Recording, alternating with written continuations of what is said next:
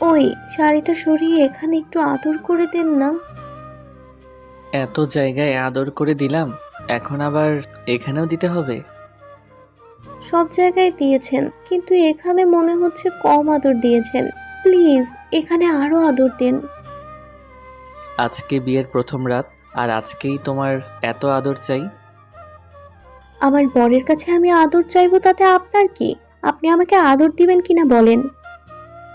এমন কোনো জায়গায় বাকি রেখেছি যেখানে আদর দেইনি? আমার ঠোঁটের স্পর্শ তোমার শরীরে পড়েনি, তারপরও বলছো আবার আদর দিতে হবে? আমি অত কিছু জানি না। আপনার ঠোঁটের স্পর্শগুলো আমার শরীরে পড়লে আমার কেমন কেমন যেন লাগে, মনে হয় আমি হারিয়ে যাচ্ছি।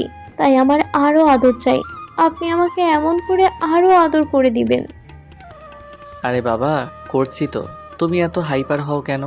আর শুধু কি ঠোঁটের স্পর্শ দিলেই তোমার ভালো লাগে? অন্য কিছু দিলে লাগে না? যা ফাজিল পোলা, সবসময় শুধু উল্টাপাল্টা কথা বলেন। একদম এসব কথা বলবেন না। আপনি জানেন না আমার মধ্যে কেমন হয়। কখনো তো বলনি তোমার মধ্যে কেমন হয়, শুধু বলছো তোমার আদর চাই। আর আজকে বিয়ে হলো, বিয়ের প্রথম রাতেই এত আদর চাচ্ছ? তাহলে এখন থেকে তো সারা জীবন আমার সাথে যখন থাকবে তখন প্রত্যেক দিন কত আদর করতে বলবে বলো? জানি না, তবে আপনার আদরগুলো আমার প্রচন্ড পরিমাণে ভালো লাগছে। আমার কাছে অন্যরকম মুহূর্ত মনে হচ্ছে। আমি প্রত্যেক দিন আপনার থেকে অনেক আদর চাই। কিন্তু কতটা চাও? কতটা মানে? আপনি সারা রাত আমাকে আদর করবেন, আমাকে ভালোবেসে ভরিয়ে দিবেন। আপনাকে ছেড়ে আমি এক মুহূর্তও ছাড়বো না। সব সময় আমাকে আদর করবেন। আমি অত শত কিছু বুঝি না। আমি আপনার কোনো বারণ শুনবো না। আরে বাবা, মানুষের তো একটা রেস্ট আছে, তাই না বলো? আর আমি এত আদর করব কি করে? আমার কি ক্লান্ত লাগবে না? নাকি আমার কষ্ট হবে না? তোমার না হয় কষ্ট হবে না, কিন্তু আমার তো হবে। কে বলেছে কষ্ট হবে না? অবশ্যই হবে। তাছাড়া কষ্ট হলেই বা কি? আপনি তো আমার স্বামী। আমাকে আদর করলে আমার বেশ ভালোই লাগবে। আর আপনার স্পর্শের ওই সুখটুকুর কাছে এই কষ্টটা তো আমার কাছে কিছুই না। আপনি যখন আমাকে আগলে নিবেন, তখন আমার কাছে মনে হবে আমি পৃথিবীর সর্বোচ্চ সুখের রাজ্যে আমি আছি। প্লিজ আপনি আর এসব কথা বলবেন না। আমাকে সবসময় শুধু ভালোবাসবেন আর আদর করবেন, কেমন? আপনার কাছ থেকে আমার আর কিছুই চাই না। হ্যাঁ, সেটা তো বুঝতেই পারছি, কিন্তু একটা কথা বলো তো, তুমি তো বিয়ের আগে আমার সাথে দেখা করতে চাওনি কেন? আর আমার সাথে তেমনভাবে কথা বলনি কেন? আর আজকে বাসর রাতে এত কথা বলছো, তখন নাকি কথা বলতে তোমার লজ্জা লাগতো? তাহলে এখন তোমার কি এমন হয়েছে যার জন্য তুমি লজ্জা পাচ্ছ না? উল্টো আমার স্পর্শগুলো উপভোগ করছো আর আমার সাথে রেসপন্স করছো। আজকে তোমার লজ্জা লাগছে না? ফাজিল পোলা, একদম আমাকে ওসব কথা বলে লজ্জায় ফেলার চেষ্টা করবেন না। আমি খুব ভালো করেই বুঝতে পারছি আপনি এসব আমাকে লজ্জা দেওয়ার জন্য বলছেন, তাই না? আগে তো আপনি আমার স্বামী ছিলেন না, কিন্তু এখন তো আমার স্বামী। লজ্জা ততক্ষণ অবধি ছিল যতক্ষণ আমি আপনাকে বিয়েটা করিনি। আর তাছাড়া এখন তো আপনার সামনে আসতে কেমন লজ্জা লাগতো। আর তাছাড়া তখন তো আপনার সামনে আসতেই কেমন লজ্জা লাগতো। আর এখন লাগছে না, এজন্যই কারণ আপনি আমার স্বামী হয়ে গেছেন। তাই? কিন্তু আমি তোমাকে লজ্জায় ফেলার অনেক টেকনিক জানি, দুই একটা দেখাবো। হুম, একদম দুষ্টুমি করবেন না। যেটা করতে বলেছি সেটাই করেন। আমাকে আদর দেন। আমার আদর চাই, প্রচন্ড পরিমাণে আদর চাই। তুমি এত আদর পাগল সেটা আগে জানতাম না তো। কিন্তু বিয়ের আগে তো একটাবারও আমাকে বলনি যে তোমার এত আদর চাই। বিয়ের আগে তো আমার সাথে তেমনভাবে কথাই বলতে না। ফোনে যেটুকু কথা হতো তাছাড়া কখনো আমার সামনেও আসতে না। তখন তো একটাবারও বলনি বিয়ের পর তোমার এতটা আদর চাই। কেন? বললে কি করতেন? বললে কি আমাকে আগেই আদর করতে শুরু করতেন? না না, তেমনটা নয়। বললে আগে থেকে আদর করার প্র্যাকটিস করতাম। প্র্যাকটিস করতে হবে কেন? কেন মানে যেন বেশিক্ষণ ধরে আদর করতে পারি তাই। যাহ, লুচু পোলা, কিসব উল্টাপাল্টা কথা বলেন, হ্যাঁ? লুচুর কি হলো? আর তুমি তো অনেকক্ষণ আদর চাও, আবার বলতেছো বিয়ের পর তোমার সারা রাত আদর লাগবে। তাহলে কি এর জন্য একটা প্রিপারেশন নিতে হতো না? তাছাড়া তুমি যেভাবে আদর করতে বলছো সেভাবে আদর করতে গেলে তো অনেক স্ট্রং হতে হবে। আমি অত কিছু জানি না। আপনি আমাকে আদর করবেন কিনা বলেন, না হলে কিন্তু আমি এখন আপনার উপর প্রচন্ড রাগ করব। ওকে বাবা, করতেছি। এত রাগ করো কেন? আচ্ছা একটা কথা বলো তো, তুমি তো আমাকে ভালোবাসতে না, আমাদের বিয়েটা তো অ্যারেঞ্জ ম্যারেজ হচ্ছে, তাহলে তুমি হুটহাট করে এতটা বেশি রোমান্টিক হলে কি করে? আর আমাকে কয়েকদিনের মধ্যেই স্বামী হিসেবে মেনে নিলে, আর আজকে আমার কাছে এত আদর চাইছো, কি ব্যাপার বলো তো? শোনেন, প্রত্যেক মেয়েরই একটা স্বপ্ন থাকে তার স্বামীকে নিয়ে, তেমনি আমারও ছিল। আর যেদিন থেকে শুনেছি না আপনার সাথে আমার বিয়ে হবে, সেদিন থেকেই আমি আপনাকে নিয়ে ভাবতে শুরু করেছি। আর ভাবতে ভাবতে আপনাকে প্রচন্ড পরিমাণে ভালোবেসে ফেলেছি। তুমি তো একটাবারও আমাকে সেটা বলনি। বলিনি কারণ লজ্জা পেতাম। তাছাড়া বললে যদি আপনি আমার কাছে অন্য কিছু চাইতেন তখন? অন্য কিছু চাইতাম মানে? কিসের কথা বলছো তুমি? তখন যদি বিয়ের আগেই আপনি আমার কাছে আদর চাইতেন, আমার সাথে রুম ডেট করতে চাইতেন, তখন কি হতো বলেন তো? শাকিল তুষির এরকম কথাতে অবাক হয়ে গেল। ওর বেশ খারাপও লাগলো, তাই ওকে ছেড়ে দিয়ে উঠে বসলো। তুষি বুঝতে পারলো কথাটা বলেও মোটেও ঠিক করেনি, যার জন্য শাকিল হয়তো রেগে গেছে। এবার তুষিও উঠে বসে তারপর শাকিলের কাঁধের উপর হাত রাখলো, সাথে সাথে ও হাতটা ছাড়িয়ে দিল। তখন তুষি বলল, কি হলো, আপনি হাত সরিয়ে দিচ্ছেন যে? আমি কি কিছু ভুল বললাম? ভুল বললে নয়তো কি? তুমি অনেক বড় একটা কথা বলে ফেলেছ। তুমি এমন কথা কি করে ভাবতে পারলে? আমি কি এমন বললাম বলেন তো? তুমি ভাবতে পারলে কি করে যে আমি বিয়ের আগে তোমার সাথে এসব করতে চাইবো? তাহলে একটাবার তোমার চিন্তাতে আসলো না যেখানে বিয়ের আগে আমি তোমার হাতটা পর্যন্ত ধরিনি, যতবার দেখা হয়েছে তোমার থেকে দূরত্ব বজায় রেখেছি, একটাবারও তোমাকে ফোনের মাঝে উল্টাপাল্টা কথা বলিনি, সেখানে তোমার সাথে এসব করতে চাইবো? তুমি এমনটা বাজে ভাবতে পারলে আমাকে নিয়ে? দেখেন, আমি কথাগুলো এমন করে বলতে চাইনি। বলতে চাওনি কিন্তু বলে ফেলেছ, তাই না? তুমি আমাকে কী ধরনের ছেলে ভাবো সেটা আমার জানা হয়ে গেল। ছি, আমার ভাবতে অবাক লাগছে আমার বউ কিনা আমার সম্পর্কে এমন ধারণা করে।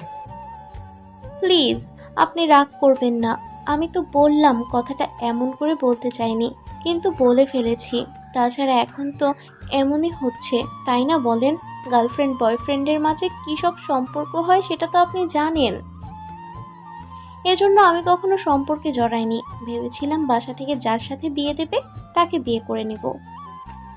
হ্যাঁ, তাকে বিয়ে করে নিবে আর এসব উল্টাপাল্টা কথা বলবে, তাকে কষ্ট দিবে, তাই না? প্লিজ, আপনি কষ্ট পাবেন না। আমি আপনাকে কষ্ট দেওয়ার জন্য এরকম কিছু বলিনি। তাহলে আপনি কেন শুধু শুধু কষ্ট পাচ্ছেন? বাসরাতে বউয়ের মুখে এরকম কোনো কথা শুনলে যে কোনো পুরুষই কষ্ট পাবে, আর তুমি কিনা শেষ পর্যন্ত আমাকে একটা প্লেবয়ের সাথে তুলনা করলে। ছি, আমার ভাবতে অবাক লাগছে শেষ পর্যন্ত বউয়ের কাছে কিনা এরকম একটা কথা শুনতে হলো। প্লিজ, আপনি রাগ করিয়েন না, আমার কথাটা শুনেন। আমি না এভাবে কথাগুলো বলতে চাইনি। আপনি তো জানেন এখন তো এমনই হচ্ছে, তাই না? তাই ভেবেছিলাম আপনিও। আমিও কি, আমি আর 10টা বাজে ছেলেদের মতো ওরকম এসব করে বেড়াই? আমার যদি সেটা ইন্টেনশন থাকতো তাহলে তোমার থেকে আরও হাজারো সুন্দরী মেয়ের সাথে আমি রিলেশন রাখতে পারতাম, তাদের সাথে রুম ডেটে যেতে পারতাম, কিন্তু কেন করিনি জানো? কারণ বিয়ের এসব করলে হয়তো এমন একটা ধর্ষিতা মেয়েই আমার কপালে জুটত, সেটা আমি ভালোভাবেই জানি, তাই আর দ্বিতীয়বার কোনো সম্পর্কে জড়াইনি। তাছাড়া কাউকে কষ্ট দেওয়া, কারোর সম্মান নিয়ে খেলাটা মানুষের কাজ নয়, তাই আমি সেটা করতাম না। তোমাদের চিন্তা ভাবনা দেখে আমি অবাক হয়ে যাচ্ছি। সব পুরুষকে কি তোমাদের কাছে এক মনে হয়?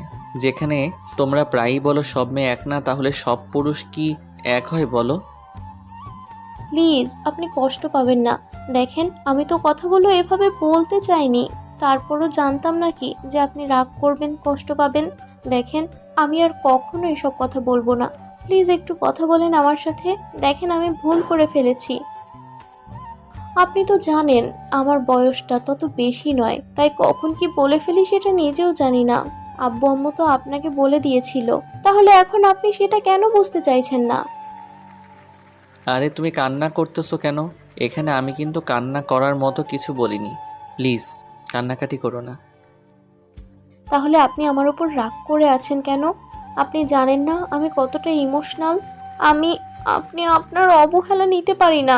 আর যে কারোটা একটু নিতে পারলেও আপনারটা সামান্যও নিতে পারবো না, কারণ আমি আপনাকে প্রচণ্ড পরিমাণে ভালোবাসি। শোনো, আমি যে কোনো সম্পর্ককেই শ্রদ্ধা করি, তাই কোনো সম্পর্ককে ছোট করে দেখিনি। আর কান্না করতে হবে না। আমি অনেক কিছুই জানি যেগুলো বলি না, কিন্তু তারপরও সবটা মেনে নেওয়ার চেষ্টা করি। কি জানেন আপনি? আমি কি খারাপ নাকি বাজে মেয়ে বলে আমি তো তেমন কিছু করিনি যার জন্য আপনার কাছে খারাপ হয়ে যাব। আমি সে কথা বলিনি। আর তাছাড়া বাজে মেয়ে হলে আমি তোমাকে কখনো বিয়ে করতাম না।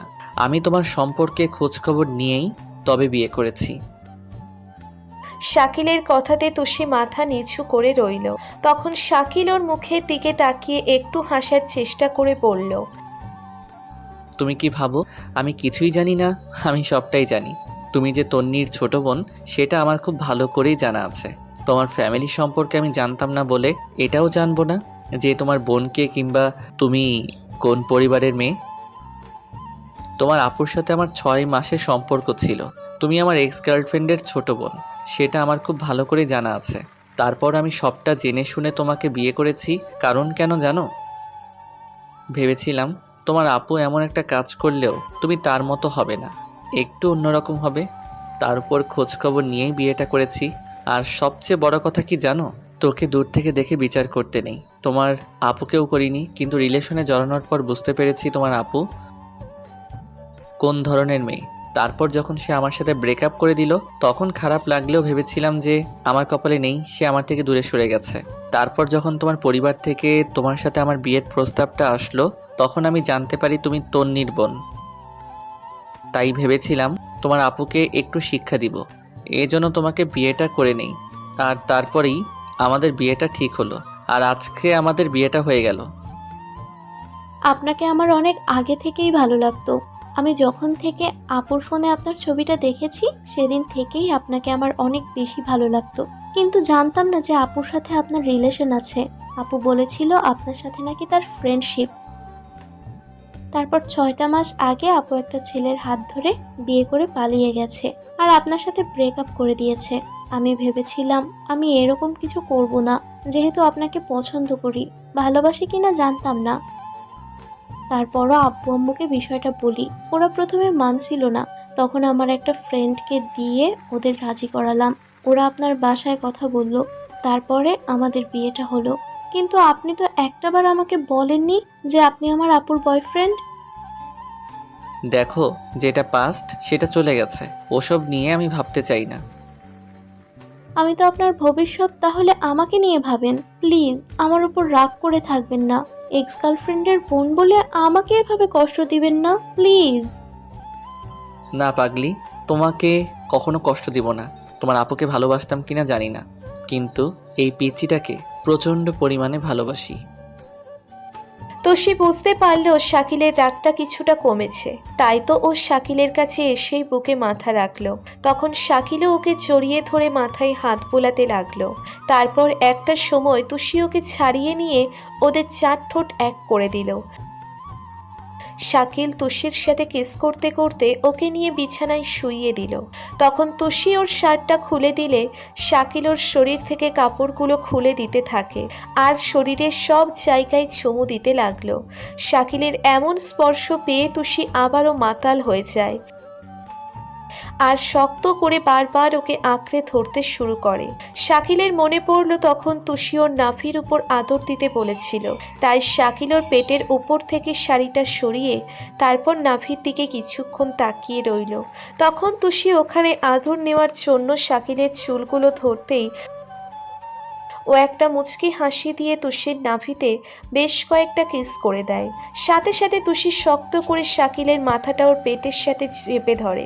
শাকিল বুঝতে পারে তুষি আবারও পাগল হয়ে গেছে ওর ভালোবাসার পরশ পেয়ে, যার জন্য ইচ্ছের প্রচণ্ড পরিমাণে কাঁপতে শুরু করেছে। শাকিলও সারা শরীরে চুমু দিয়ে ভরিয়ে দিচ্ছে। তোষি ততবার কেঁপে কেঁপে উঠছে আর ওকে নিজের সাথে শক্ত করে আঁকড়ে ধরছে। একটা সময় শাকিল বুঝতে পারে তোষি প্রচণ্ড পরিমাণে ওর ভালোবাসাটা চাইছে, তাই আর দেরি না করে ওদের শরীরে একটা চাদর টেনে দিয়ে তারপর তোষিকে নিজের ভালোবেসে আগলে নেয়। শাকিলের এরকম স্পর্শ পেতেই তোষির চোখের কোণ বেয়ে দুফোঁটা অশ্রু গড়িয়ে পড়ে আর শাকিলকে শক্ত করে নিজের সাথে মিশিয়ে নেওয়ার চেষ্টা করে। শাকিল তোষিকে ভালোবাসাতে ভরিয়ে দিচ্ছে আর ও শাকিলকে এত বেশি শক্ত করে ধরেছে যার জন্য ওর আঙ্গুল শাকিলের পিঠে বসে যাচ্ছে। তারপরও সেদিকে কোনো কারো খেয়াল নেই। দুজনে ভালোবাসার এক আদিম খেলায় মেতে উঠেছে। তো ভালো থাকুক ভালোবাসা। আমাদের ভিডিওটি কেমন লেগেছে তা কমেন্ট করে জানাতে ভুলবেন না। আর ভিডিওটি যদি ভালো লেগে থাকে তাহলে একটি লাইক করুন আর সাবস্ক্রাইব করে আমাদের পাশেই থাকুন। ধন্যবাদ সবাইকে আমাদের পাশে থাকার জন্য। আল্লাহ হাফেজ।